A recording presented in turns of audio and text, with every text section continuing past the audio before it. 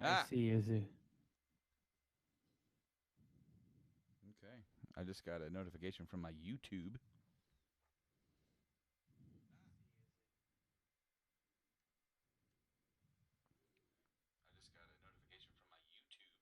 Hey, I sound okay so far. You know, I'll actually keep this open. Actually, you know what? Because YouTube is all funkified with the whole, you know, LinkedIn chat and everything. Right. There goes the blinking again. Just for me. See, you were blinking a little while ago. I wonder why that is. I seen it. Ah, what is this? Oh, I clicked to go back into like the to the different screen to where it's like to where our thing is bigger. Mm-hmm. And I clicked on the App Store, Ah. and I'm like, no, I don't want to buy nothing. Unless you're gonna give me a bunch of free shit. Yeah, we might think about it. Yeah, give me some free shit, man. Well, you know, Mob Crush Mhm. is now free.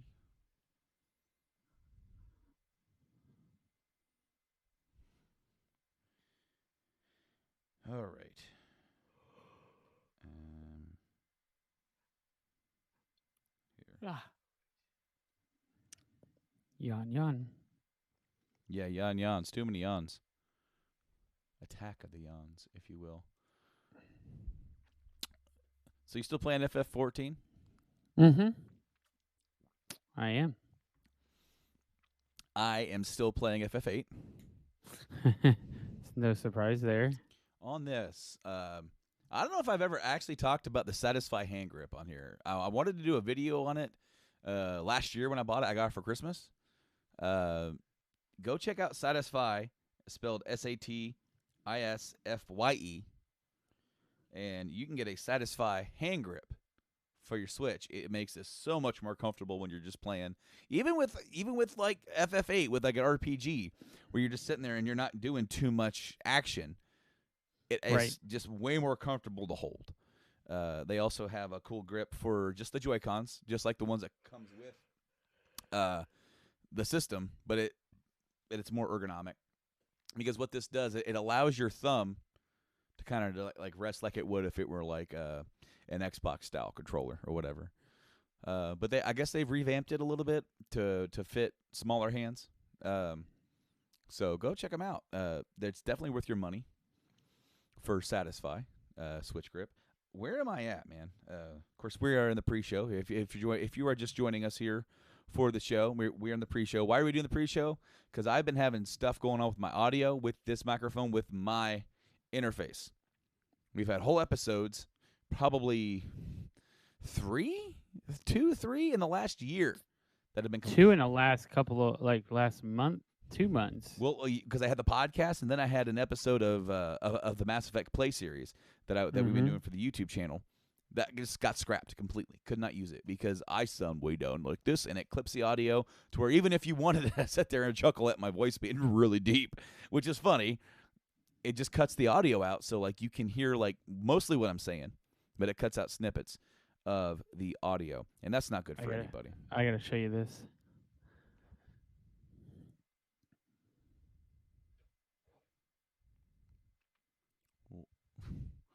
Do you see him? That's Suzuki in the blanket. He's like, I don't know what he's doing. Zook? See if I can. Hold on, hold on.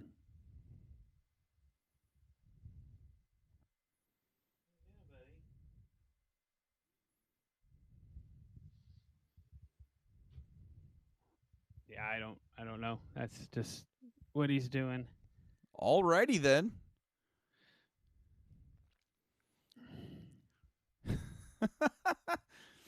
I It just look is. down and he's got his head completely buried in, and I'm like, oh, okay then.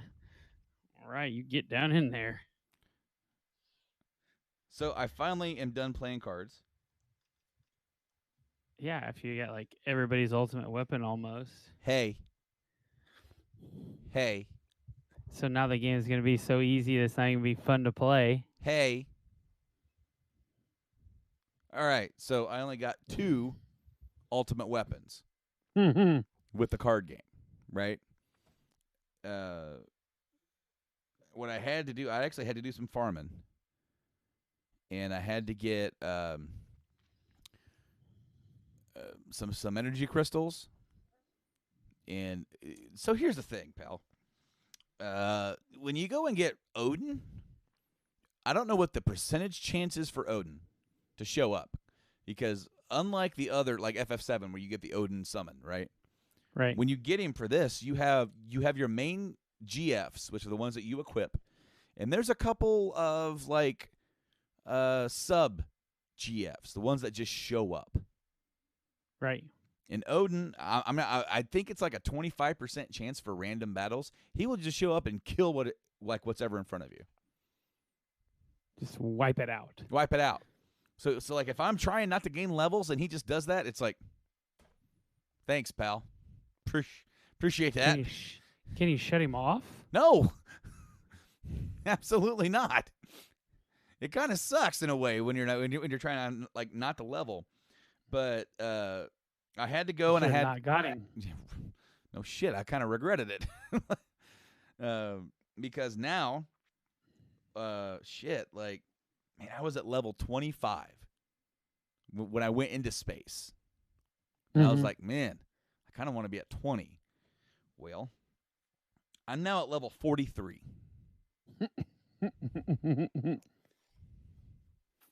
Odin's like, you not what a level?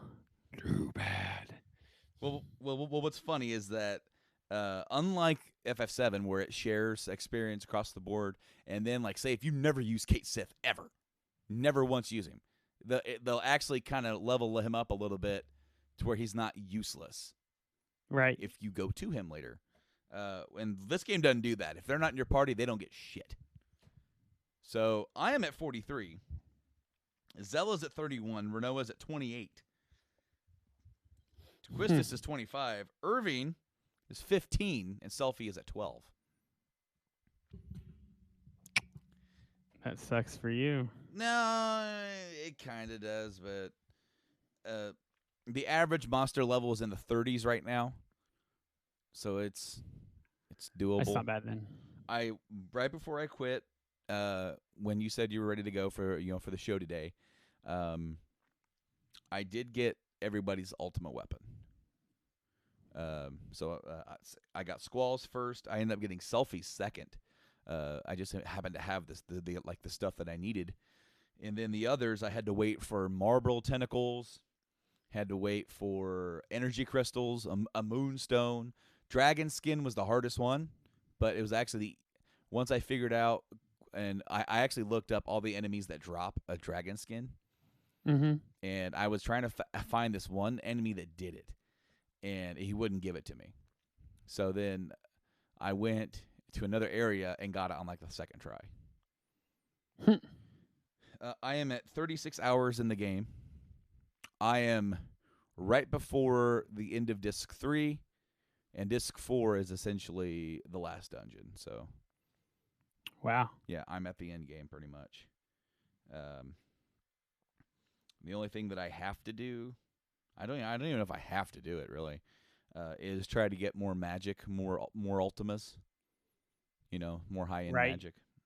I have the ability now to go to the island closest to hell and the island closest to heaven. These are islands that have hidden draw points all over them. Yeah, I was to say that's your hidden draw areas. And if you actually walk through there without ink none on, you're gonna get messed up. Right. You are gonna get messed up, and no encounter is essential for that. Because if you get into encounters, you're fighting. Like like they're normal enemies, but they're high level. They're really high level, and they will mess you up. Especially like you end up getting like T-Rexors. Early on, you fight T-Rexors, and I mean they got like 30,000 when you're low level. Yeah. They ain't no joke. But yeah, you'll go in there just mashing A all the way around. Hit draw point, draw point, draw point, draw point, draw point. Get ultimas, meteors, flares, full lives, triples. But I'm actually maxed out on triples already. But I've been having fun with it. I this Hooray for the card game. yeah, I had some fun with the card game. I'm done with the card game, thankfully. Uh, Do you have everything you can acquire from the card game at this point? I have everything I need. Okay, so since I went through and beat the card club at the garden, when you go through the time compression, you can leave Ultimicia's castle through a portal, and you can find the Ragnarok in a desert. And when you find the Ragnarok, the card club will be on the Ragnarok. So you can actually challenge members of the card club and get cards that you've already modded and gotten rid of that you can't get back, or some cards that you missed, like they're up on the space station. You have one chance to play alone for cards, and she has Laguna's card, which if you mod that card, you get heroes. Hero is an item in FF8 that will make your character invincible. Will not take damage for a set amount of time. And you only have that shot to get it. That is it. And then, of course, the space station has the hardest rules of any place. You have random. So it just takes all the cards from your deck and here's your 5. Ah, man. Right. You're stuck with what you get. And then you have elemental. You have same, which same is a combo thing where I still don't really understand it. It's like if you match the top corner numbers, and if you have the middle or the middle and top and you match that with the middle and bottom, they'll go fa, and then if you put that next to one, it'll flip that card and then also flip any other cards that then that card would have flipped. So you can it's messed up. What? I've had it work for me on accident, and I've had it work against me way more. I'm like, Of course, because they know the dynamic. I know. I still don't really get it. But then of course, I've had it to where like you flip that one, because where it would normally have been a head-to-head, nobody wins this battle, but since you samed it, and it's like, oh yeah, since you played that, now you flip this, and that card had a 9 up here and a 9 down there, so then it flips that card up there. Well, that card has a 7, and that card over there now, so it's like I've literally had it where it flipped one and then flipped, and now I'm losing. I'm like, by a lot. I'm like, what happened? So it has that rule up there. It has sudden death, so if you tie, you keep playing. And not only do you keep playing, you keep playing with the cards that you had.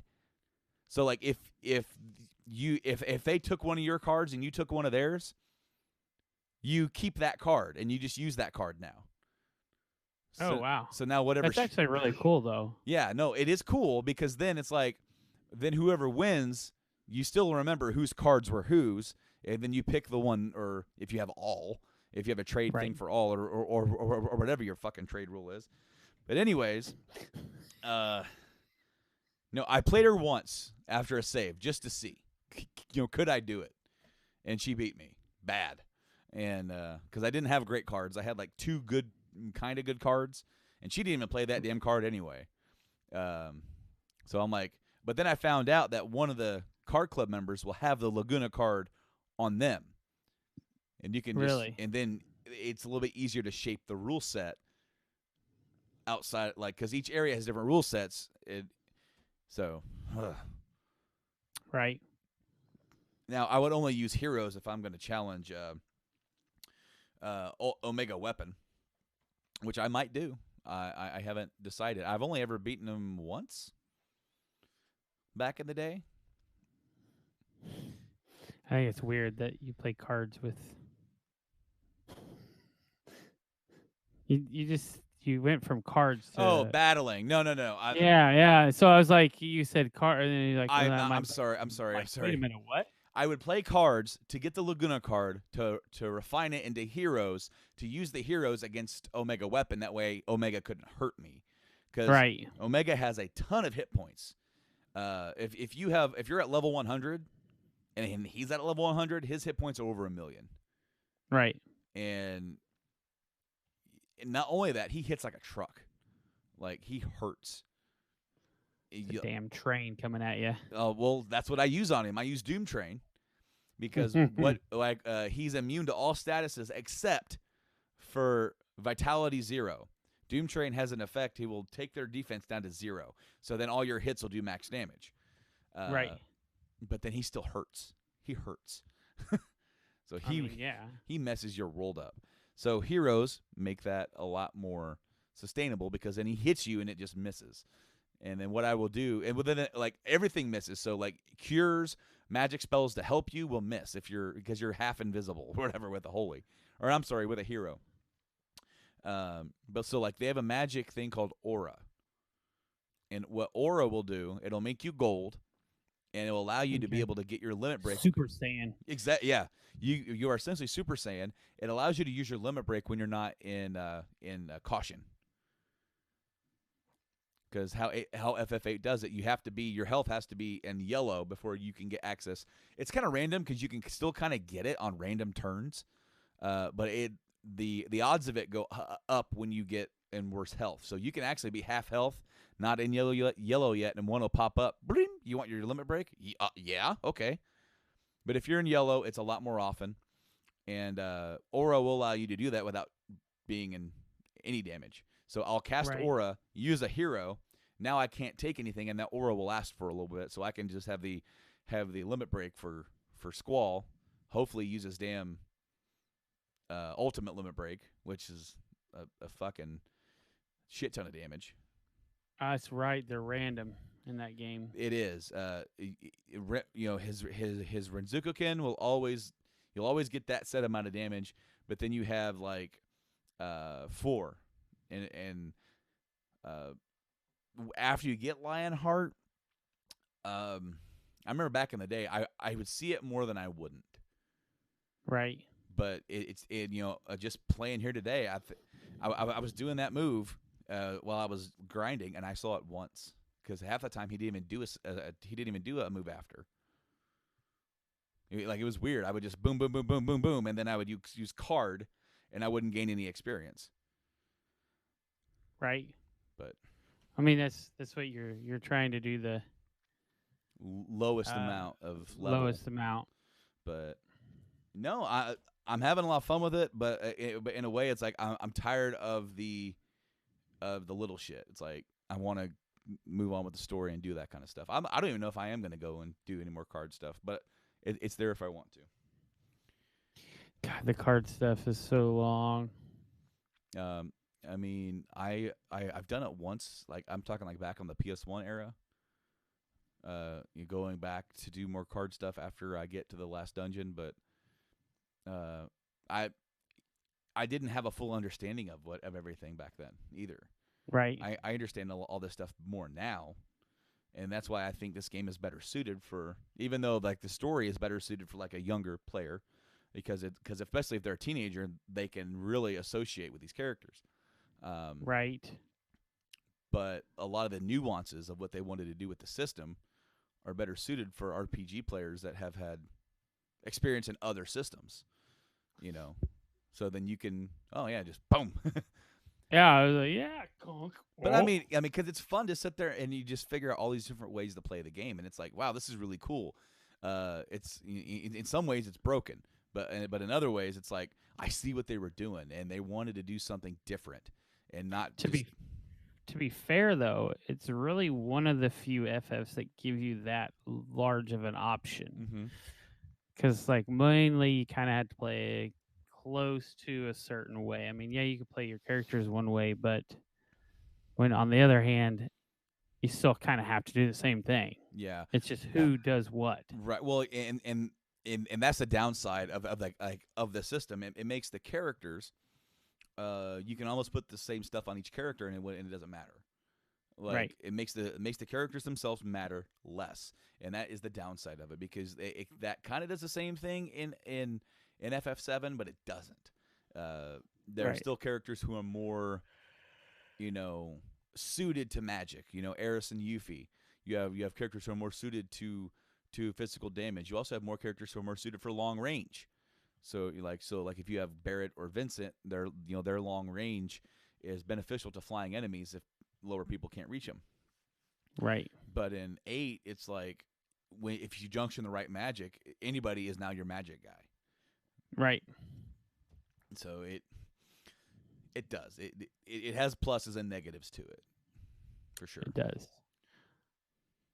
Anyway, before we start the show, I'm going to take a quick listen here. Okay. Okay, I sound just fine. So I'm actually going to get ready to start the show legitimately. All righty. All right, guys. We'll see you on the other side of the intro. So everybody who's listening on audio form, that's where the show's going to start. Everybody who's watching the live stream or watching the show on YouTube gets this little us just BSing about FF8, really. So, all right, guys. See you on the other side of the intro.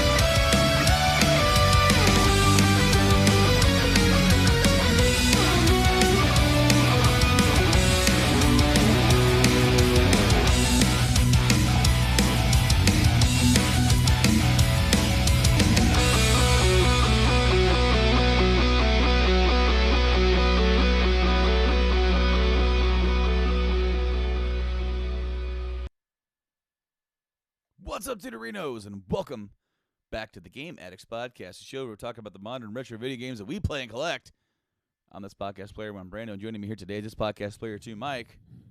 Hello. Yeah, and I didn't take the pre-show thing off there, so now I did. It's not the pre-show anymore, guys. Welcome to the show.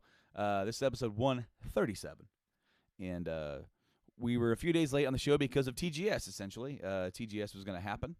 And we wanted to talk about the stuff, especially since it was going to be more akin to some more FF7 Remake news. Which, if anybody's... Yeah, over an hour worth of stuff. Did you watch the whole thing? I didn't watch the whole thing. Okay, so it was all in Japanese. I watched a bunch of different guys that analyzed it. Okay, so yeah. I sat... Okay, so like yesterday, I had a really bad tension headache. Which, if you've ever had one, I'm hearing some clicks in the audio. So now, what am I going to do? Check my audio. Is that what you're hearing? Yes. That's me. Don't do that. I know you're fidgeting. I've been having issues with... I got issues with me getting primed, and I have my monitor off on here because otherwise you're going to hear me doubled, and we don't need that. One of me is nearly enough. But then, like, how I've been noticing it here lately is I've been hearing clicks in the audio, even with Mike's audio. So I'm like, oh, crap. Here we go. No, so I had a pretty bad tension headache yesterday, and I actually went and took a nap for like 2 hours. I don't do that. I don't nap.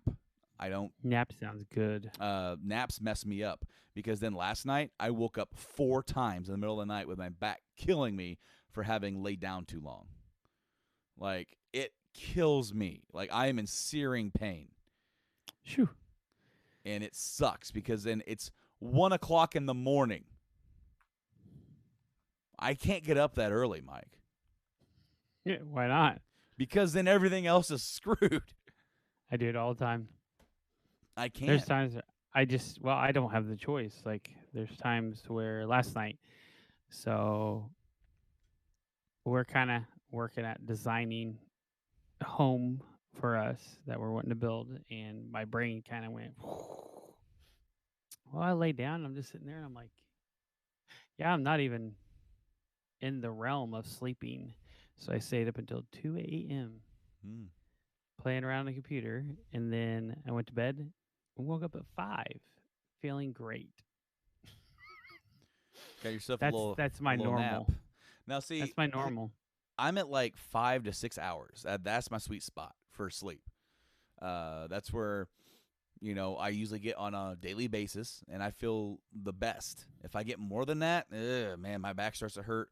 But because I had already slept earlier, my tension headache was like right in the base of my neck, right back here, and it was killing me right here. So sitting in my chair, if I was looking at my phone, I was doing this, and it hurt. So I couldn't do that. I had to hold my phone up, right, like this. And it got to the point where then it got like boom right in here and into my eyes. Bright light was killing me. Right. So it kind of turned into a migraine.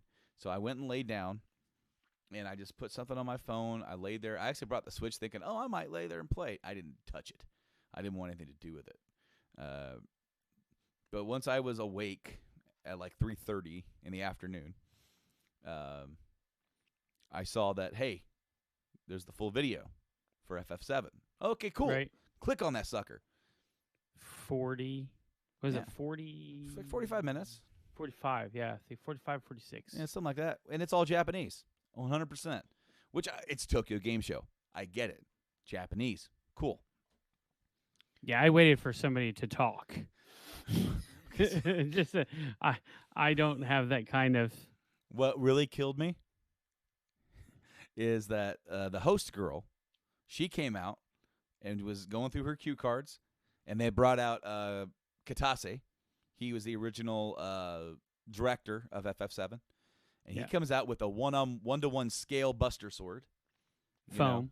Yeah, but it looks awesome. It looks really good. And we're selling this now, $2,000 on the Square Enix store. What killed me is that she would say something in Japanese, and then he would reply with a quip, yep, or what I assume was yep or yeah, but it was like him going, hey, yes, yes, hey, yes, hey. And then every time she would say something, hey. Since I have no input on the language whatsoever, I'm just imagining him being like, hey. It reminds me of the prairie dog meme. Alan, Kevin, Evan, Alan, Steve. Wait, that's not Alan. Steve. Yeah.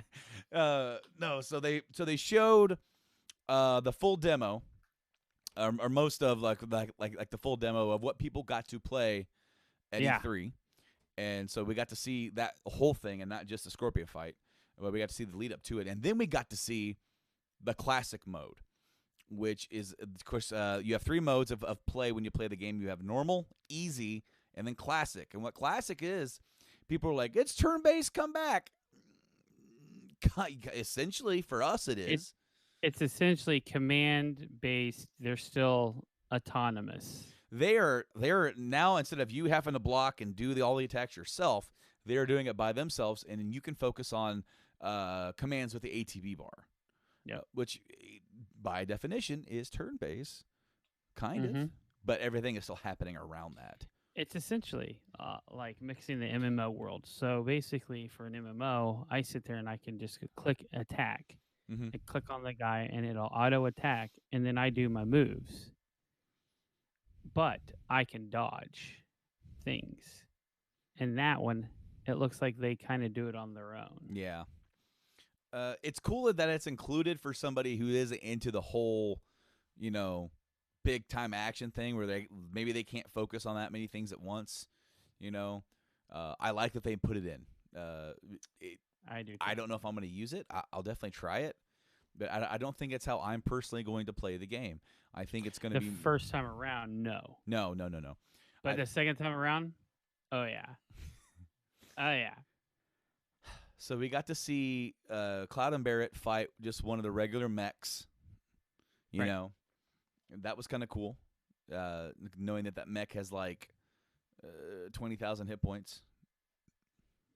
Yeah. Takes forever to take that thing down. But I guess it makes the game feel bigger, doesn't it? It does. It adds a sense of the fights mean more. The smaller fights mean more. Because that's not one of the. I mean, it's one of the big mechs, but it's not one of the boss mechs. No, that was just one of the ones that you would meet on the way in with the random battles. It was like, and it would use W machine gun, you know, and that would be, and he would use smog or whatever. Yeah. But now it seems like that's going to be a much bigger battle. But then we got to see another boss fight. Yes. Apps from underneath Don Canario's mansion, and this is in the sewer, and it's Tifa, Cloud, and Aerith against Apps, and we got to see Tifa in action. A lot more. Good Lord. Mm-hmm. She looks phenomenal as a fighter. She's definitely your hardest hitter at that point. And then we got to see some Aerith, you know, her sticking to the back, casting spells. Gaia Wrath. And then, you know, being a healer. And then we got to see how summons work in the game. Only Ifrit. You know, we only got Ifrit, but we got to see how they work as a system because he summoned. You get to the point where you can summon him. He summons him, and then there's a timer for how long he's going to remain on the battlefield. And then they use commands off of your ATB. So, like, instead of using Braver or Magic, you would, to fill up your ATB selects, you would then, I think, Ifrit, I mean, I don't know Japanese, but it looked like he had 2 attacks that he could do. Yeah. And then, so it's kind of a weird mix of, like, you know what they did with FF10, where she brought down and she summoned, and everybody else went away from the battlefield, and it was just Yuna and then the summon. And then you could actually have the summon just attack. You could have magic for some of them. But then they also had like an overdrive for themselves where they can use a limit. This is like, take that same idea where they're joining the battle, but then nobody leaves the battle. They're still there, and then you select a couple of attacks for them to do. It's more like Zero. Type 0 is open world style. But when you summon them, you essentially in 0 you gain full control over them.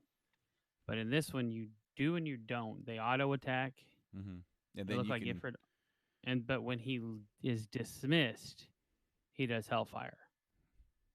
He does his ultimate. So I'm wondering later on. Obviously, maybe we will. But what is Bahamut gonna do? Because that's your boy. That's your big boy. It makes you wonder. Yeah, well, it makes you wonder if they're in this game at all, and that they'll hold them off. I would put Knights in this game. I would. I would want to, but I would. You got to have some stuff to hold off, man. Because just think about No. I'm saying in the future, what is Knights gonna look like? Oh, because it's gonna be. Are you gonna actually summon 10 knights on the field and they're just gonna freaking go ballistic? Because that would be chaotic. You would literally be standing amongst giants, just like, I don't even have to fight. I'm just gonna stand here. I'm gonna go. I'd be on the opposite side of the field, just be like, "What's up?" I'd be holding my defense button. This is pretty cool. It is pretty cool. But I wonder, so here's what my thoughts are. When he opens the menu, you see no materia or anything like that. Like when he goes through the menus, you don't see any of the materia or anything like that. But traditionally, summons just do their own thing. They start off, they go, they end. That's it. 10 obviously is different, but it still has its own set. Yeah. Now, are these summons going to be set off of your stat points? I don't know. It makes you wonder because I've just been playing FF. Only have one on each character. We'll see, and I'm not sure exactly how they're going to do it because right now I'm playing FF8, remastered, just came out like 2 weeks ago. 1 week ago. I'm not even sure now. So it's been a minute. But you equip those summons to your character, to whichever one you want. And then that person can then summon that character into battle. and then just like in 7, they do their move and then they leave, right? Mm-hmm. But they're equipped to that character. And in 8, they all have their own stats as far as like their health, and then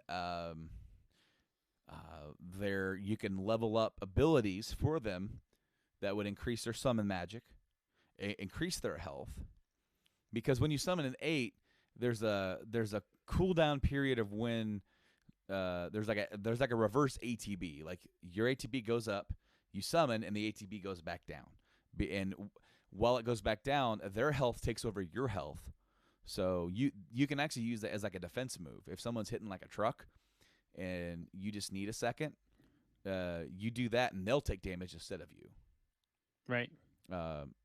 But then once that ATB bar goes back down, then the summon animation will go through, and you can do your thing. This definitely, I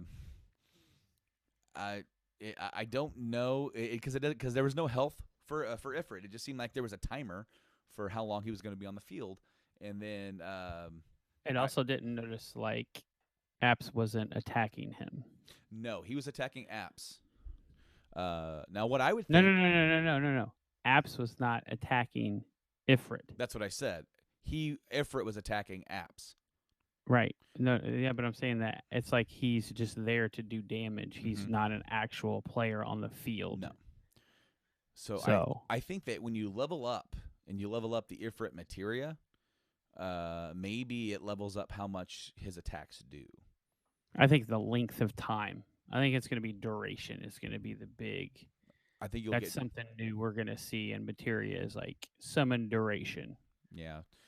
I think you'll get summon duration, and I think you'll get like attack power plus 2%, 3%, 5%, whatever. I'm gonna look at an ATB booster. That's what I'm looking. I'm telling you, ATB booster, because you throw out a summon. If your character's built to just do a summon, you would want that ATB bar to fill up immediately. How many hit points do you think Apps has? Because it's crazy how much damage they are doing. He's got to have over. I think he's probably 100,000. Because I mean, they're really making these. Tifa hit like a train. She did a whole combo over 1,000. I know. They're all doing a lot of damage. And it's got to be over 100,000. And it's just whittling down. It's just like, man, these battles are going to take a while. I think that's what they're trying to do. They're gaining time. Obviously, they're adding a lot in, but they're getting time with the duration of each battle to make it more stressful. Make it bigger, yeah. Because it feels bigger when you're sitting there and like this fight is taking forever. And I'm wondering if they throw in a little sprinkle of the MMO where you have a light enrage bars. So like there'll be a time period where he'll enrage and do a lot of damage, and he's hard to, maintain. Mm-hmm. Well, they are just to kind of throw a wrench in it. Well, they are kind of doing that for the players. With what's called a stagger mechanic in this game, where if you fill a bar underneath the enemy's health, then they stagger and they take 160% more damage. Right, but enraging is not the same. Enrage is where they basically do almost double damage to everybody in the party. Yeah, I don't know. For a duration. I have no idea.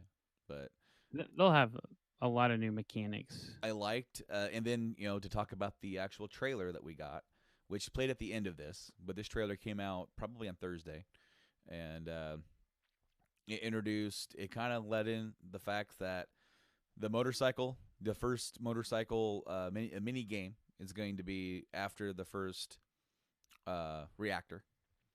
So it makes sense. Oh, no, it's awesome. I absolutely love it. And then it also showed them parachuting down, so maybe they actually end up parachuting down into the slums at some point. Yeah, it could be. Who knows? I mean, there's so much extra stuff that you see in this, and you're just like, oh yeah, this is looking to be exactly what we want, almost to a T. This game's gonna be big. It's gonna be big, and it's gonna get a lot of good scores. Now, the other thing that we actually saw, kind of expanding because in the original game you would fight against a soldier, soldier level 2, soldier, and it was just like random dude with a mask. But during the motorcycle chase, there was a soldier dude, looked very anime-ish, had the cool, weird-looking hair and a sword, chasing after him. So it's like, hey, there's still these other dudes that are in the program that are badass, and my bet is you're gonna have to deal with them. Which is perfectly fine because Yeah. it makes it the world feel more full, Mm-hmm. not cookie cutter where soldier. Okay, so all these other soldiers suck because every time you fight the other soldiers, you smoke them, Right. and it's like, okay, these guys suck, and we get that Cloud's supposed to be overpowered compared to everyone else but Sephiroth. But now you're getting a sense of he's really not that good because it's he doesn't really know what he's doing. Not really. I mean, he's He winging it. truly doesn't. He's emulating Yeah. Zack as all he's Yep. doing when he's doing all that stuff. So it's gonna be awesome to see how that goes. Other things that we saw from the trailer, we saw the other, like the squat mini game, and then they did a pull up mini game. Which is cool. Yeah. And we got to see Aerith yeah in in the her in her little nightgown dress, or little her nightgown dress, her evening wear. evening wear, yeah, Yeah. for For Don's place. Oh man, and Don's like everyone's freaking out, dude. Like they're like, dude, that Mark sounds Hamill. like Mark Hamill. What's going Mark on with Hamill. this? Sounds just like him. Nobody's denied it. Mark's not said no. Yeah, right. He's just kind of like, I took part in that, and that's all he's saying. And you're like, oh yeah, that'll work. And then of course, they reimagine the scene where President Shinra confronts our heroes after the second bombing run, where And it makes basically it was a way trap. Oh no, it makes way more sense now because of the instead of him being there and being like in danger, now it's just a hologram and he's just like taunting them, you know. Yeah, because that's I mean that's what he does. He usually sits in the shadows and directs his people. So We got to see Rude earlier on. Rude actually doesn't show up in the game until the Shinra building. The first Yep. time you see him in the original game. Now he's going to be right there with Brino. Not which is awesome. Yeah, no. I'm not complaining one bit because Rude's an awesome character. As is Sung and Reno. I'm really digging that they're adding a fight in. Two fights. Two singular fights between Reno and then Rude, to where That we know of. Yeah, There yeah. might be more. Yeah, there could be more. I definitely want there to be like this rivalry, that happens like over the course of the original game where you fight them multiple times. I want that to be an ongoing thing. Yeah. It's now this game is the way it ended with that trailer, with them Oh yeah. with them fighting on like going up the pillar and everybody's fighting and everyone's like, you see Cloud and Reno going at it over like or on top, for what will be the self destructs sequence, and then of course you have the thing where they do this little big epic, Cloud catching Tifa before she falls with the stairs falling down, and then shows the logo, then it's quiet, and and you see the aftermath of the plate. You see what happens dropping the plate, and it it looks very somber. It was very eerie that we got that trailer. What we got that trailer on Thursday. What was the day before? 9/11. Mm-hmm. And that's what that reminds me of in a way. I mean, that amount of destruction that's the closest that we've ever seen to it in real life, in our lifetime. I think it was planned that way because everybody's still kind of feeling the feels. Maybe depending on how you feel about that, but yeah, I think it was perfectly placed. Everything was perfectly placed. Man. Well, and the thing is that when you go through the original thing in the game, and I was describing this to our buddy Blaine, from the Podcast Every Podcast. That's a moment in the game. That's a big moment. That's a turning moment for for some of our characters. You lose some of the characters who are with you. Now they aren't playable characters, but they were with your characters. In this game, And now it's gonna be more. It's gonna be more impact. But like what I was telling them is that Barrett's the one who's freaking out and yelling and cussing and shooting, and because those are his buddies, those are his comrades. Tifa's upset too. Cloud doesn't say anything. But it's like you as the player, you don't feel as attached, and you will in this one. And the size and scope of it, like whereas in the original game you can only sympathize with Barrett and you understand, sure, what he's going through. Now they're gonna make you feel that, be right there with him and those characters, and what comes after that, where Barrett's like, "We going to go get Aerith. She gave up herself for Marlene's safety. We're going." For what they did to all those people, to all our friends and all those innocent people, we going to get them. Oh yeah. And I can't wait for that. Because that's when the whole part of that original part in the game turns, and it leads you to getting out of Midgar and going on to the next part of your journey. In this game, it's going to be like, now it's end game. Yeah. Shit's real. That's going to be your 30 hours, 40 hours in is that moment, and then it's going to be, we're storming Shinra. Let's go. Yep. Yeah. And you know what? Are you still seeing me blink on your side? No. Okay, because you're still blinking on mine, but it's okay. I'm not losing you. Okay. Only those who are watching live or on YouTube are going to see that anyway. Man, I'm just so hyped for this game. We got to see Shiva in that trailer. Yes, we did. We got to see. She was summoned, but and you only get to see, what is her final move? Deep freeze? Diamond dust or something like that. Diamond dust. We get to see, it looks to be diamond dust because it zooms out into a video. So I assume it's diamond dust. But basically it's a massive Blizz 3 attack is what it is. Oh man. On Chariot. Yeah. I can't wait. I simply, March 3rd cannot get here soon enough for me. Taking a week off for that. Yeah, you get first go around. I wonder how this is going to work out with our stuff because, well, here's the thing. A lot of people got more days, and they're keeping it until January. So,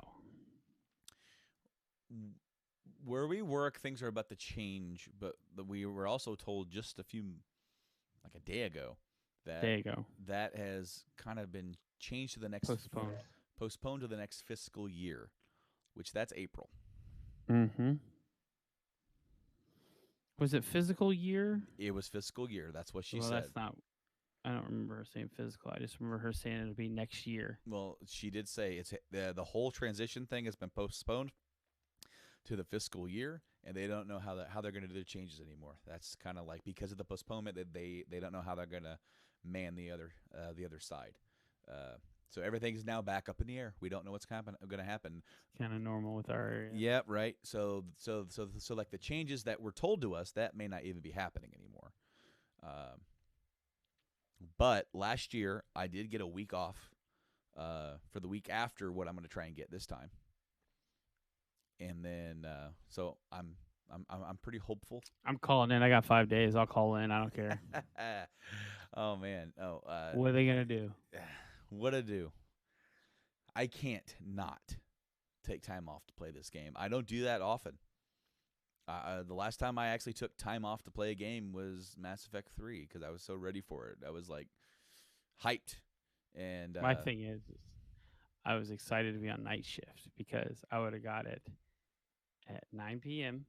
on Monday, the day before, on the 2nd, being able to come straight home, being on nights, and I could have just sat and played it until I fell asleep at my desk. That's what would happen. Live on stream. Just like the dude, I don't know if you ever watched this guy. I saw a video of it. This dude fell asleep playing Majora's Mask. Mm-hmm. And, of course, with Majora's Mask, you have to beat the game within, the time period.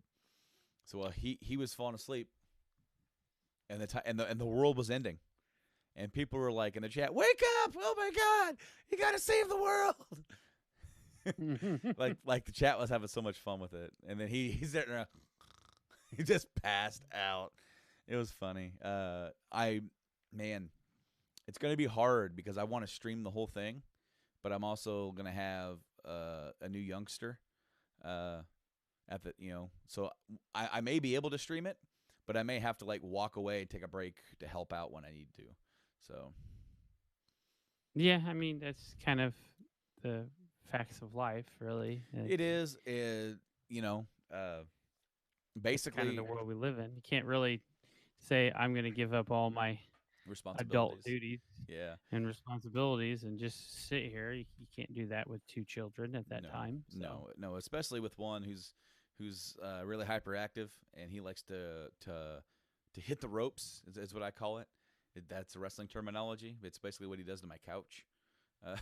He hits the ropes and runs the other way. He is nuts and so much fun. But then we're gonna have a small one. We have 34 days right now until due day, and Phew. she was having contractions last night. You may not be here next week. I think I will be. The thing is that before she didn't feel any contractions, nothing until they broke her water. She was having them and she didn't know. But then when she felt them and what they were like, now she knows. So she was telling me she was having pain, and then she started timing it, and she's like, "Yeah, they are contractions." I went, nice. I mean, it's coming soon. He's going to be popping into this world here soon. Yep, very soon. I'm not sure how that's going to affect the show. We have kind of gone into like a more relaxed schedule because we were in a very routine schedule for a while, and this episode is being done on Sunday. So, well, we're kind of going with the flow because a lot of information is being dropped. Yeah, well, and I didn't want to record an episode on Wednesday when all the good stuff's coming out over the weekend, man. Yeah, it's our show. Do whatever we want. Yeah, exactly right. So, anything else to add on FF7 Remake? Because I'm having a hard time recalling anything off the top of my head. Outside of the, well, because it looks big. Something that really was poignant to me, while watching it, that most of Midgar, in the original game, like it's all at night, it's all dark, bleak, everything, and then at the very end, when you leave, you see the sun. Right. It's like new. The sun rises on like a new beginning, that kind of thing. But it's a little different. Because now you actually see some sunlight coming in from Wall Market. Now, the height between where the slums are and where the plate actually is, you actually get more depth for that, and it seems a little bit higher than what it was told to us or what it seemed. Because now you see sun off in the distance. It's not like when the sun rises and sets, you actually are going to see that if you're in the slums. That sun's going to be like right coming in. So like when you're at Wall Market and it's like in the late evening or late afternoon, evening, the sun would be shining in onto the slums, and then of course by the nighttime the sun's gone. But when Barrett, Tifa, and Cloud are standing there looking at the ruins of Sector 7, and you see sunlight coming in on it, that was such an awesome touch. It was. Because it's something that you never really saw in the original game. Yes. And it just adds that punch, that realism. This happened. And it happened because of us. Yeah. We kicked the hornet's nest. And they came. Yeah, they didn't just come at. They literally just wiped us out of existence. It wasn't a oh, we're gonna put up a fight. It was literally a flip of a switch and you're done. Like that. Oh man, I can't wait. Um, Project Resistance. They had a full thing for Project Resistance. That is the new game coming from Capcom. Online multiplayer Resident Evil type game, 4 versus 1. Uh, Different, but cool. Again, I'm not a multiplayer guy. Um, it might be fun to play, but it might not be fun to buy. If that makes any sense from me. Right. Like if I were able to try it out and play it, if I had the online, because I don't have Plus or Live right now, I don't have a need for it. But man, it looks cool, but it's not what I want. I want Resident Evil 3 remake, and I'm gonna get that. I already know that I am. This is just like a stopgap. Yes. So what do you think of the whole concept? Because we really haven't talked about it too much. I I don't know. I see you, buddy. Hi. I think it'll be cool. It's basically a Left 4 Dead clone. It is what it is. And but done Resident Evil style. Well, they kind of mix that that popular gameplay style that got big with the 4 versus 1 with the Friday the 13th. It's coming with Predator. So like this is like I don't want to say it's the new fad because I wouldn't say it's a fad, not yet. Not like Fortnite or the like the battle royales. But this allows them to get a different kind of game out there with their engine and get some multiplayer going and try and get some transactions going to help the studios. It's not one of their main teams making this, so they're busy doing something else. Of course, the big rumor mill is that they're doing 3 remake, right, and 8. Yeah. They have a studio working on 3, and they have a studio working on 8. And I've heard rumors that 8 is going to be more akin to 2 remake in that style, which is good. Great. I'm all for that. Yeah. Go for it. But I've also heard that they're going to take what they learned from that, and they might continue more onto the 7 style, where it's more first person, but mixed in with what they did with the 2 remake and the third person. So, because really the 2 remake was a third person rehash of what they did with 7, but then they also kind of like made a lot of their things more seamless. Where you like if you play 7 and their inventory system, they really improved the inventory system, right? With the 2 remake, and I want to see what they would do with that going forward. It wouldn't hurt me to see them go back to a first person perspective, but I think if I were Capcom, seeing the numbers that we got from 2 remake, I would say, let's try and do something new, but let's also keep it to where all those people who played 2 remake would feel comfortable here. Right. So, yeah, I really don't have a lot to say on Project Remake. They actually had a long thing on it, and they kind of walked you through it. They walked you through the characters, and I fast forwarded through a lot of it, and watched some of it, but it's not my thing. Oh. Not my thing. I'm just not. I'm trying to look up an actual list of everything that was released there. Oh, for TGS? Talked about. Well, because they did a big thing on Death Stranding. Yeah. We can now make grenades from our poop.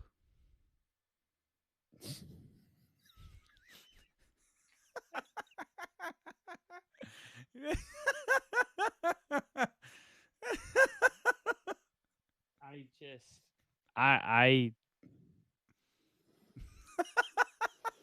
Where are you going here, Kojima? Like, you don't know. He doesn't. Don't know. He already said he doesn't know. I think he does. I think he just likes to fuck with us. So freaking Kojima. So I didn't watch the whole 49-minute thing. I'll be honest with you. I'm not 100% bought into Death Stranding. I'm going to buy it at Christmas time. I already said I'm going to buy it at Christmas time and play it because I do enjoy Kojima's games. He's out there, And I mean, this has it's got Norman Reedus and Mads Mikkelsen. These guys are in there. They think it's awesome. So there's got to be something going on with the story here that's awesome. All these weird gameplay things that they're throwing in. I want to see what the fuss is about. Then me buying it later will also allow me to see what everybody else thinks of it, and then of course allow me to form my own opinion later. I awaited a while. So the only things that I saw per se was the whole making grenades out of poop, where this little this slot comes out where Norman Reedus sits on it and takes a shit. And of course, it blocks that with conveniently with the thing where you sit and you can't see him, but you know what he's doing. And, and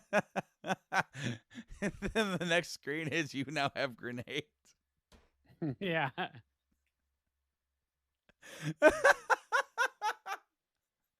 Because that's the only thing I can think of is like South Park.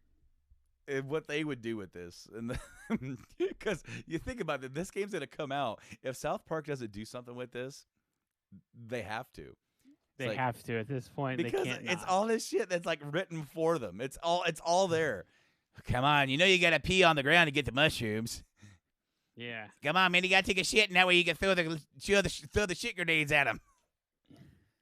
It makes itself. But it also it could be Kojima messing with this, which, he's not known to do that or anything. So there's another part where I guess you are I don't know what you are. If you're like you can zoom in. Norman Reedus is like sitting there in his underwear, and I don't know if you're like a different thing, running around or walking around, and you're not playing as Norman yet, or maybe it takes a break while you're there, and you can just from a third person view other shit that's going on. But you could zoom in on his crotch, and then if you zoom in too long, he will get up and punch you in the face. What?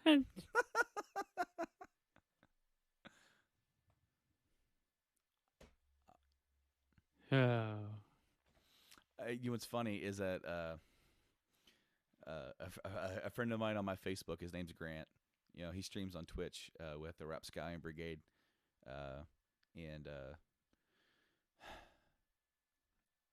he shared like the new trailer that came out or something like a few days ago, and he's like, still have no idea what's going on in this game.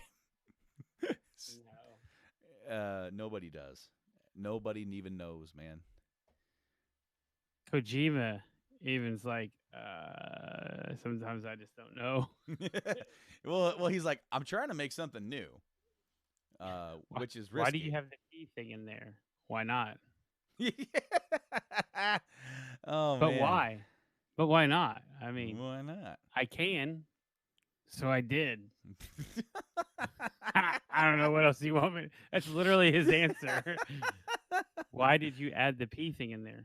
I don't know. Well, what's funny is that when people are like, why do you pee in this game? He goes, oh, how are they gonna react when they find out that you can make grenades with your poop? Do you wonder if like he's sitting there like as this is going on, literally on Twitter, just going, "Oh, I want to see reaction." He has to. Oh man. So Dragon Ball Z Kakarot release date got announced. It's like January 19th or 20th or something like that. And it's actually going to encapsulate the full Dragon Ball Z story. So Saiyan Saga all the way to Buu Saga. I told you. It's going to be, I told you. It's going to be a big game, man. Big game. The question is how long have they been working on it? I don't know, because it's like, it's one of those things where like it's coming out so soon, and they just announced it like 2 months ago. It's one of those things I think that they've kind of done almost the same thing as Bethesda did, where they're kind of just like making it. Oh, hey, by the way, here it is. And you're like, oh, that looks awesome. Mm-hmm. Oh, by the way, here's more. Oh, by the way, here's more. Oh, by the way, it's coming out in January. And you're like, what? I got to pre-order. So Borderlands which 3 was released. it was. I got 5 days left until Link's Awakening comes out. Oh yeah. I forgot you pre-ordered that. Oh yeah. I forgot you pre-ordered that. That'll be fun to see. You know what I'll be doing? Oh, absolutely. I wish I could get it, but I gotta kind of like not buy anything right now. I've already paid for it, so that's the last game I'm getting for the year. For the year, yeah. See, like I will pick up Death Stranding for Christmas, and I will pay off. Oh, crap. So was it? When is it? Crap. Where's my dates? I need my calendar. Pokemon? Not Pokemon. No. Okay. So for this year, I don't think I'm gonna. I'll probably buy Zelda at Christmas time. Because I do want it, and I'm gonna pay off Final Fantasy VII Remake and Cyberpunk because I have those pre-ordered, and I'll pay those off at Christmas time as well. However, not this week, but next week, September 24th, we have Last of Us Part 2 media event. They're doing a media event just for one game.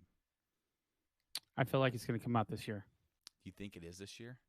I think it is this year. Man. I think it's one of those things that Sony's just kind of going like this. It's in this little box. We're sitting here. We shake it a little bit. Let everybody kind of. Oh yeah, it's further along than you think, guys. Well, no, actually, it's only this far along. But look at this. Like that's kind of what I feel like they've been doing. Is like, oh, here's the guitar playing. Mm-hmm. You know, the first reveal trailer we got. I feel like they're saying, well, we're not really working on it very hard yet. You know, we're not really. That was kind of edited. We're not really started. No, in today's society, game development takes 5 years, almost 5 to 6 years. On certain, let me rephrase that. On certain franchises, certain big titles that they take their time with, yeah. Quality games and not repeats. I think they have been working on 5 this years. since 2015, and Yep. I think they started going in big on it right after the Uncharted Lost Legacy DLC came out. I think you had a team working on it, and then I think when that came out, the rest of those guys came in to come and help. There's a difference between, like, while they're doing that, I guarantee you they're mocapping the cutscenes. You know, they're doing all that stuff. They're getting that stuff hammered down. Meanwhile, you know, you have guys working on the gameplay and working on this and that and all that stuff. And then the other guys come in. You have more guys on the team now, all that stuff, you know. I don't think it's this year. Trust me. I want it this year. I want it. But the reason why I think it won't be that quick is because it's at the end of September. We only have 2 more months, October, November, to really dial down when do you release that. And then you're going to be squeezing that in between some of the bigger hitters. Meanwhile, if you go after the holiday into the January, February area, you're in before the big hitters of FF7, Cyberpunk, okay? You're in before that. The long-standing rumors have been February. Of course, what other games have launched in February? Well, like Horizon Zero Dawn, like was in February or around that time, or it was March, something like that, because it was that, and then like Zelda was right after that, or around that same time, or like the Breath of the Wild, but Breath of the Wild pretty much owned everything. No, this game is a big game because there's only been one game before it. It sold extremely well for a first game in a new series. And then, of course, I had 2 releases, the original and then the remastered on PS4, which was the best move that you ever could have done because, one, all the people who were coming over from the Xbox who were like new to PlayStation, never played this before, now have a chance to play it. Number 2, when they were reworking the game for the new console, it allowed Naughty Dog a chance to work on a game that was already done, take their time, learn the PS4 development, and then turn around and utilize that while making Uncharted 4. Right. So they didn't have to learn it while they were making a brand new one. They could learn it getting a game that they've already done to work on it. And make it better. So, yeah, no, I think it's going to be next year. But then it's like, as I said, is it February? If it isn't February, it's May.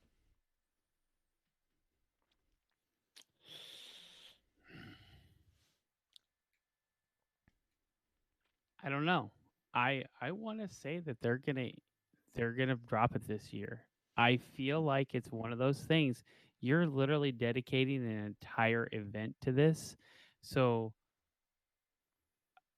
I mean, I don't know how much time. I'm assuming we're talking a couple of hours. A single event for 2 hours, that's probably much. I'm thinking probably 45 minutes to an hour is what they're going to spend on this. They're going to show new stuff that we haven't seen. I bet we'll see our first thing of Joel since the game has been. Yes. I think we'll see that. I think we'll get to. They'll bring out the guys that have worked on it. They'll bring out the actors and actresses who are going to be in it. They let them say something, and then we're going to get a release date, and then I think they're going to announce the pre-orders, and then like the collector's editions and all that kind of stuff, and they're gonna be like, go get it. Yeah. I think that I think that it's going to be more.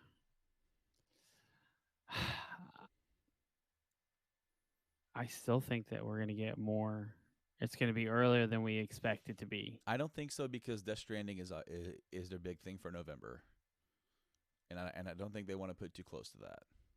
That's true. I mean, Death Stranding isn't a legitimate exclusive anymore, from what I've understood. But Sony hasn't gone out of their way to say that. Yeah. Because from what I understand, Death Stranding will be coming to PC. Eventually. Yeah. And for that matter, it could also find its way over onto the Xbox as well, from what I understand. I don't know.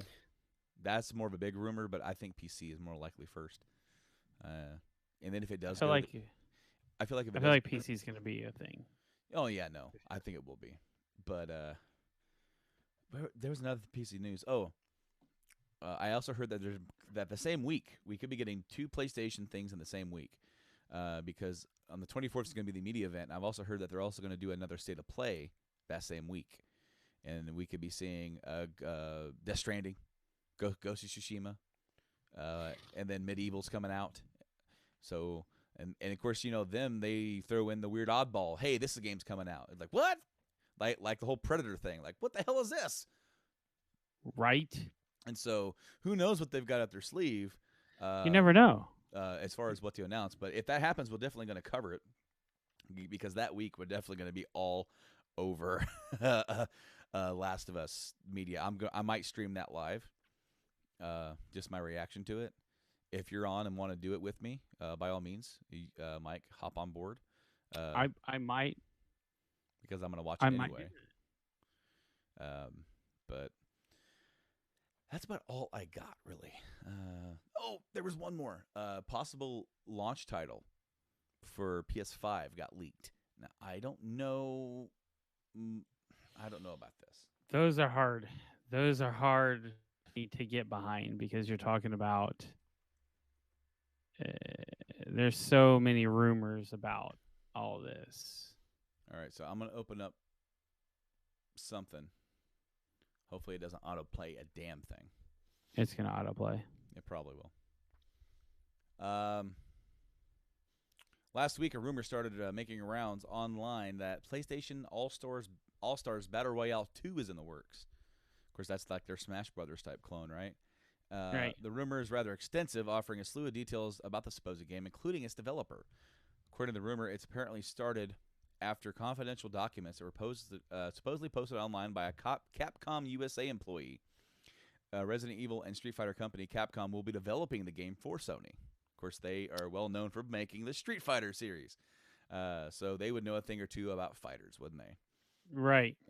And that, to be honest, that's a brilliant move. Oh, absolutely. I mean, if they're doing that, it's a good idea. Well, why would you not? I mean, because all the Street Fighter do is they just re-release 2. Well, like, how many times? Well, 5 was really successful too, though. I mean, for them, 5 was like their most successful one since 2. To be fair, But how many cuts of 2 do we have? How many cuts of 5 do we have? We have a lot of cuts of 5. Yeah. They just don't stop. No, they don't. As part of the leak, it may seem strange, but the company would be developing PlayStation All Stars Battle Royale 2 for. So that's a long title. It would be likely, as pointed out in the past, Capcom has a history of working with other companies' IP. This has included Marvel vs. Capcom. Not to mention, Nintendo entrusted Legend of Zelda when they made Link to the Past, Four Swords, Oracle's Ages and Seasons, and the Minish Cap. Then there was a rumor. Which are all doing very well. Yeah. In the meantime, if the leaked roster's indication, it seems that Capcom could have some significant representation, which it could include Chun-Li and Ryu from Street Fighter, Dante from Devil May Cry, and Jill Valentine from Resident Evil. Let me actually click that link because it had. So this could be a launch title for the series, and I'm gonna read off the rumored list. Now, I also want to say that I did read just yesterday that the guy behind Smash Brothers has said that while this Smash Brothers is the most amazing thing he's ever done, the real downside is that any Smash Brothers after this won't ever be this big. He goes, because we can't keep including every character. So, because our goal was going to end up being, what new characters can we bring in? We can't keep bringing back every character we've ever put in. Because we're going to have some of the classics, but some of the ones that might be your favorites might have to go away to make room for newer guys. Because we can't keep putting every single character in the game. Which I kind of get. I understand. It's sad. I get it. But if it is going to continue, I definitely understand it. So here we are with the supposed, quote, leaked, rumored list of characters. Are you ready? Well, let's hear this list of characters for the new Smash clone on PlayStation. Aloy from Horizon Zero Dawn. Yeah. Chun-Li from Street Fighter. Okay. Cloud from FF7. Duh. Crash Bandicoot. Dante, Devil May Cry. Delson Rowe from the original Infamous. Mm-hmm. Ellie from Last of Us. Helghast from Killzone. Jack and Daxter. Individual characters or one? It's listed as one, but I would imagine they'd be two. I don't know. Maybe they would be together and they would just be one character. Jill Valentine. Kat from Gravity Rush. Kratos, God of War. Of course. Laura Croft from Tomb Raider. You ought to just select him and you ought to just walk up and be like, not today, boy. And then the match is over and you win. Yeah. A random 1% chance when you enter the battlefield to just automatically win and walk away. Laura Croft from Tomb Raider. Yeah. Nathan Drake from Uncharted. Of course. Parappa the Rapper.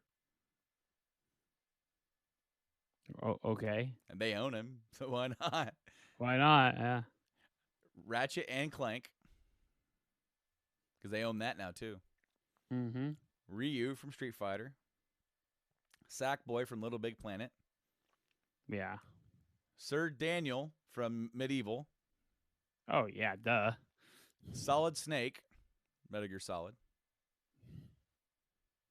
Spider-Man. Ooh. Yeah. And then Spyro the Dragon. Spyro. That's not a bad lineup. It isn't a bad lineup. And then, of course, you could add in more as, like, if they make deals and whatnot. So, anyways, what does this have to do with the accused release date leak? The release date leak? Yeah, you said that there might be a... Oh, if I said that, I didn't mean that. What I meant is that this could release with the PlayStation 5 as a launch title in 2020.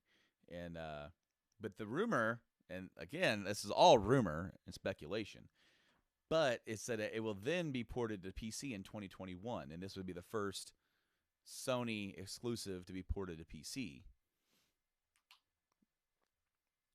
I don't know if that's true. But we are entering a new generation. This could be a sign of things to come from Sony doing the whole cross thing, like Xbox is doing and already has been doing. Sony might feel pressure to do it. But Sony is also that same group that's been like, nope, there's only one place you're going to play our shit, and that's on our system, and that's why you got to buy it. But there are games that are forcing them to do this. Mm-hmm. So Call of Duty will be 100% from launch Yep. cross-platform. First game that's going to be cross-platform amongst all systems it'll be on. Yeah, it doesn't surprise me. But I mean, and this rumor. So like, I don't really care about this kind of game. This isn't my thing. Right. I never got the original one. I didn't care enough to get it. Primarily because I felt like the original one should have had Cloud and Solid Snake, which the original one had like Sweet Tooth and Hayachi from Tekken and Sly Cooper and shit like that. So and Fat Princess was on there because that was the title that they had going at the time. But okay, so it says that it'll be ported to PC in 2021. Of course, that would be probably a few months later. But there are no plans for crossplay between the two versions. That doesn't make any sense. Why would you have the PS5 version and then launch the PC version and have no crossplay between the two when you're already doing crossplay with games that are third party? I don't know. I see it doesn't make any sense, and that's why it's like it makes me scratch my head about it, about there being a PC version at all. Yeah. If you're going to do that, then that's a waste of time, because the appeal of this, sure, is some of the other characters, just like Smash Brothers been doing, bringing in Cloud, Solid Snake, Resident Evil, Ryu, Street Fighter, cool. But the appeal would be like, here you're going to get your Sony Kratos, you're going to get Horizon, Nathan Drake, these characters that are central to Crash Bandicoot, even though they don't own Crash anymore. Him being there is essential. Like right. Like he's a history. He's a historic PlayStation character. He was the face of yes. the PS1. Yes, he was. And then of course you have Jak and Daxter right there for PS2, and Ratchet and Clank in that same era. You bring those people in, but it's all about that PlayStation Home thing. It's like not the PlayStation Home thing that existed, but like this is where these are your characters, and this is where you play them. So I don't know. It was interesting that they would think about doing it, but then once I read here, because that's where I found out that it's going to be Capcom developing it. It's like, well, Sony can be like, yeah, you do it. Mm-hmm. You do it because you know fighters and you know how to make a good fighter, and you know how it's going to work, and we'll just sit back and rake in the money. Makes sense to me. And probably makes a lot of sense to them. So. Well, that being said, the next time we'll come at you, we'll probably have brand new reactions to new Last of Us gameplay and release date. May or may not. The 4th is Thursday. No, 24th is a Tuesday, my friend. Tuesday, yeah. So the next time we're coming at him next week. Yep, we're coming at you next week. And on Wednesday. Of course, I don't know when that starts. It might be around 6, but I got to make sure and see and double check that because I sent it to you, didn't I? What? I sent you a picture of it's like, hey, this is coming. Oh my gosh. Yes, you did. And was like, oh crap, nope. Okay, it doesn't say a time, does it? No, it does not. Oh, we were also supposed to talk about something very near and dear to my heart. I love you, Colonel Sanders. Oh! Yeah. I forgot about that. Yeah, thanks so, this was on Thursday. I believe it was Thursday. Thursday would have been the 12th. So the start of Tokyo Game Show. A anime game came up on Steam called I Love You, Colonel Sanders, a finger-licking good dating simulator on Steam. Where you go around, you help the colonel with his recipe, and it says that you can romance said Colonel, and it is very anime-ish. Yeah. I watched the trailer and I would just sit there in awe, like this is real. I'm watching it now. It's real. I just can't. I can't believe it. Him in the chicken, or Yeah, him in the kitchen. yeah. Oh my god. It's Oh, it boggles my mind that this game is real. this release, Who's the developer? uh, Was it KFC? PSYOP. PSYOP. The publisher is KFC. PSYOP is the developer, and they have two other games on Steam. It's Kismet, which came out in May of 2016. In 2018, they came out with Camp W. Oh my So god. yeah. Oh. Now, depending on how much it is, Yeah, I might have to pick this up. They don't have a price yet, but it will be releasing next week on the 24th. Yes, it will. It will. Here are the minimum specs for all you PC guys. Windows 7. Nothing. Windows 7 with a processor 2.2 gigahertz with 4 gigabytes of RAM, and for graphics you just need a DirectX compatible card with 2 gigabytes of storage for your space or how big the game is. So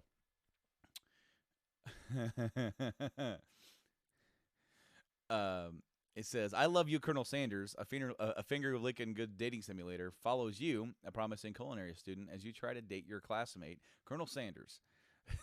Throughout your journey, you'll be faced with life-changing decisions that will affect your chances of friendship and love. But be careful; your choices have real consequences and are with real animated characters' feelings at stake."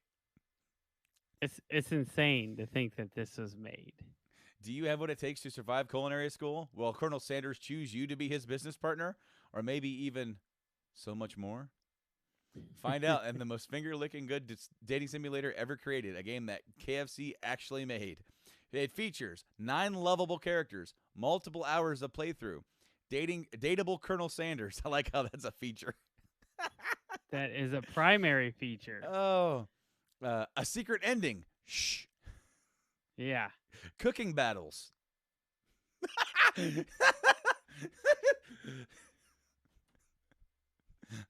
Battles. Battles. Yep. What are battles? This game? What is this game? I have to know. Earn a degree from a fictionary culinary school. It also features 11 herbs and spices.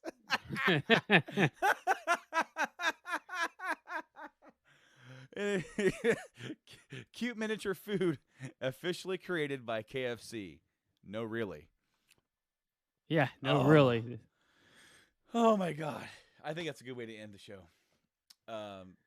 Yeah, Mike, we may have to try and get this and stream it. It looks hilarious. Oh my gosh, this exists. It looks more like it's just a joke, stupid, fun game. Yeah. Yeah, and that's, maybe this game could be one of those games it's so like leisure. It'd be like Leisure Suit Larry. Oh. Where it's fun to play because this is so ridiculous.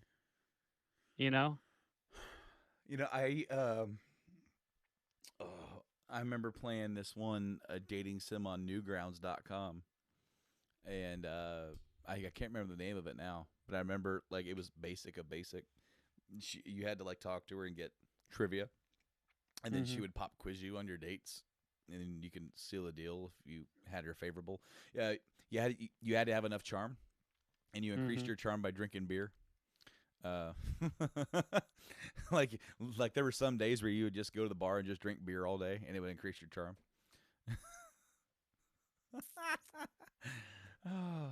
And then of course, like when you sealed the deal, then you got rewarded with like risque pictures of the anime girl.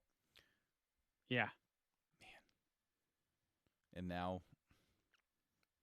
We've got finger licking good dating games. And it could cost money. I wonder if there's going to be in-game content to buy. Possibly. I'm wondering. Yeah, I heard the screech. Yeah, Possibly. I mean, I don't know how much it's going to be. I don't know either. I wonder if you play the game like will you get actual? It'd be cool if they put coupons in the game for you to go to KFC and get stuff. That would be brilliant. That's what I would do. I mean, that would be absolutely brilliant. Yeah. Wow. Woo! It wasn't a woo. He's crying. Oh. He's not getting his way. Yep. So with that being said, we're going to wrap up this week's episode of the Game Addicts podcast. Super excited for Final Fantasy VII. Super excited for The Last of Us. Not so much for Project Resistance, and I'm not sold on Dragon Ball Z Kakarot, even though it looks cool. Oh, I am. Are you going to pre-order it? Oh yeah. Okay. Well, we have a release date. It's in January. I'm not sold on it because there's only so many games that I can buy.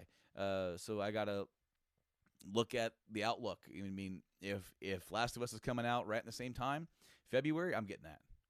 Like, there's no, like, I'm getting that, and I'm going to beat it before FF7 comes out because that's all I'm going to be playing for, like, a couple weeks. I guarantee you. Oh, yeah. Even after I beat the game, I'm going to start it over again and for a more leisurely run.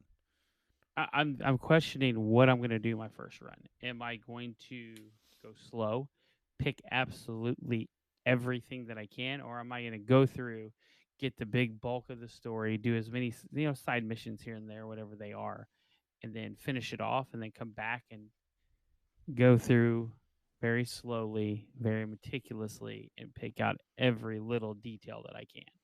Think about this.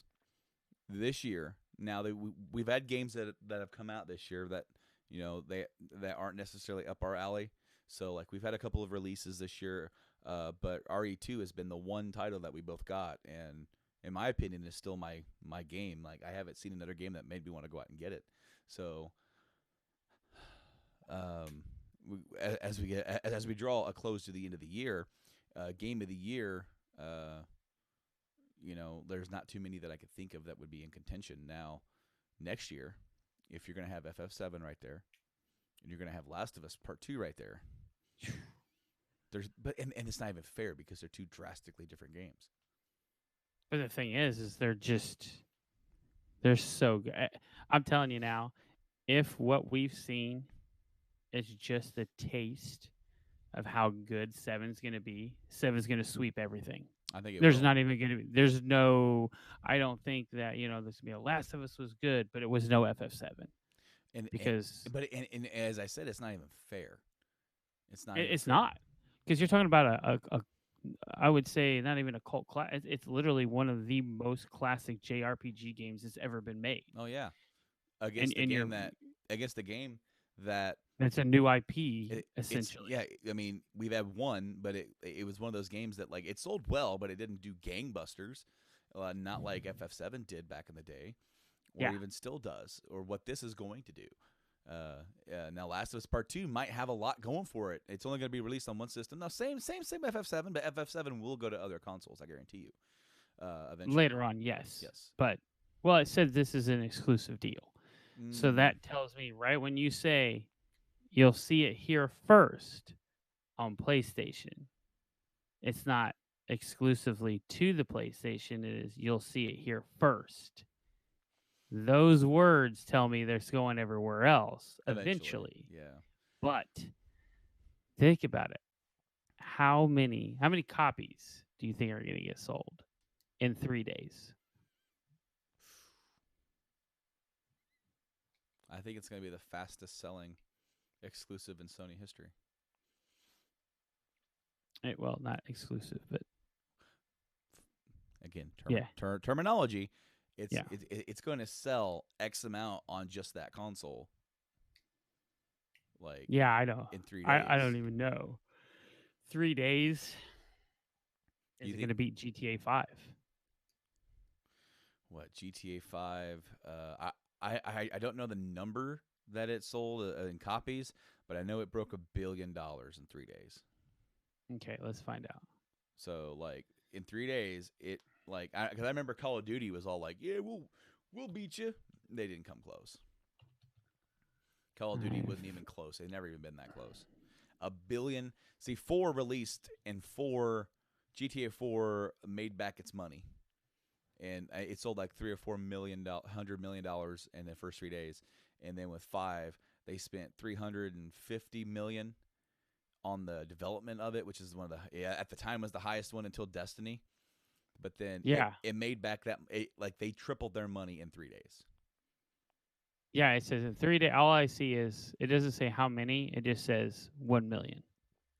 1 billion. 1 billion. Yeah, so that's.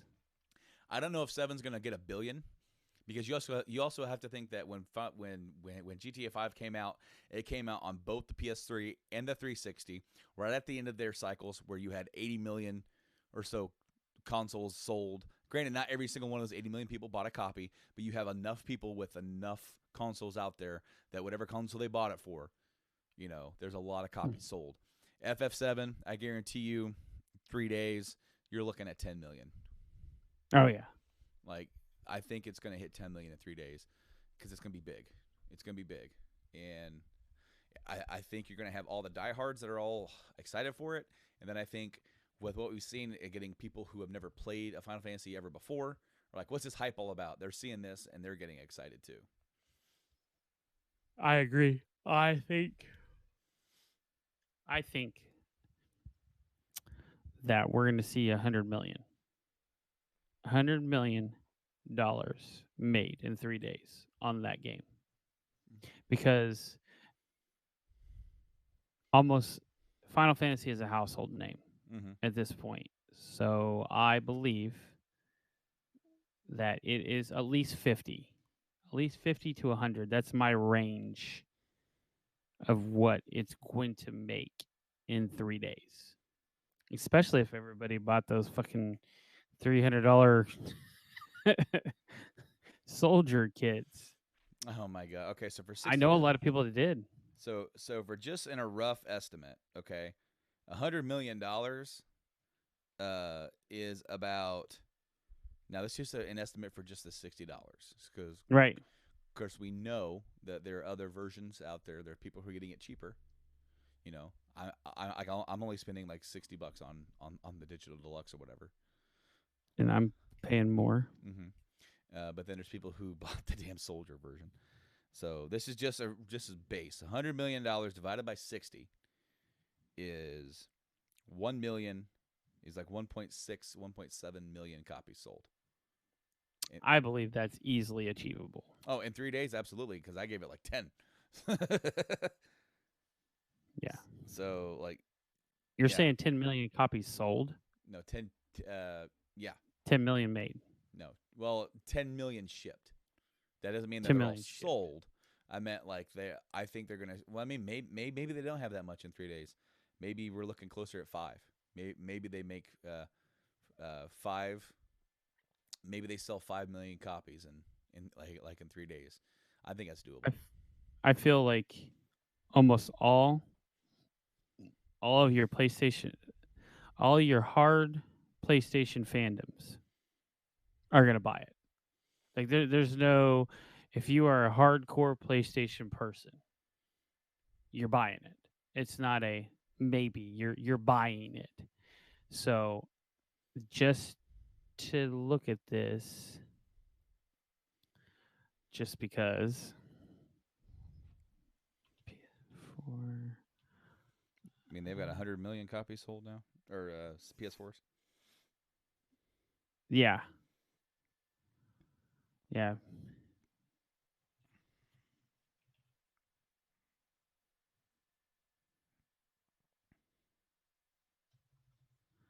Hold on.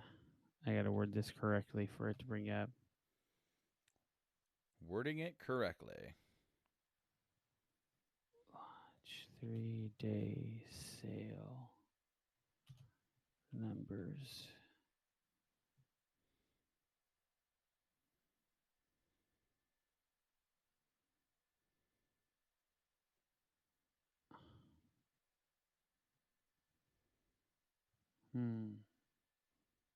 What were you looking for? I'm looking up how many units sold of the PS4 in 3 days? You mean when it launched? Mm-hmm. Uh, they sold like how many consoles they sold in like 3 days? I want to Mm-hmm. say it was for opening day and the first couple of days they sold 1 million consoles. I think you'll at least see that. I think we're looking at out of the because you if you have out of 100 million and you take 5% of that, I think that's how many people are going to buy FF7. So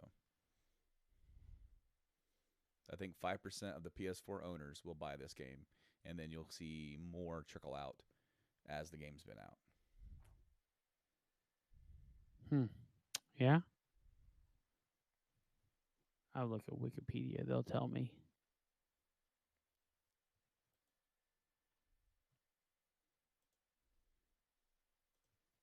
But yeah, anyways, so selling that many units,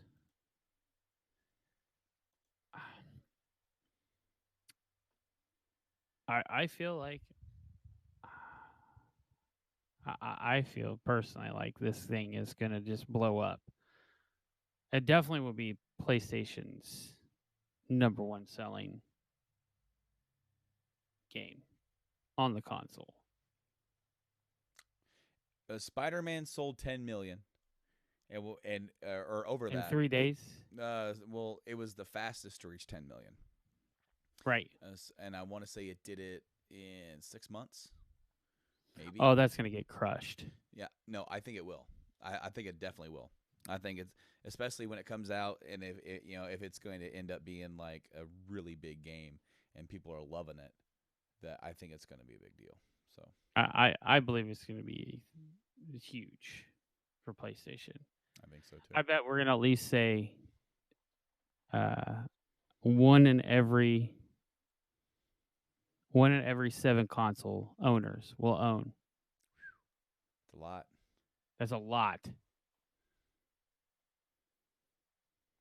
I think so. I mean, you're talking about this is PlayStation Legacy. Oh This is yeah. one of their legacy games. I mean, it would be like, hey, we're making a whole new Crash game. People are gonna buy it because it's Crash. Yeah, but I mean, yeah, but like the difference is that there were other Crash games and they sucked. There haven't been, Good another Crash games. the there hasn't been like an attempt like this to reimagine the original Final Fantasy VII. We've had other games, Crisis Core, Dirge of Cerberus. We had the movie Advent Children. Okay, sure, that added to the overall mythos, but this is unlike anything else that they've ever done for it. So This is the one thing that everybody has always wanted. yeah.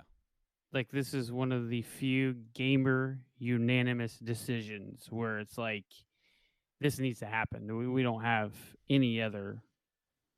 There's no negatives that they can see, and now that what's happening, and we're seeing that it's doing everything, and people are kind of pissed that it's in 3 parts, but I'm not because that means more.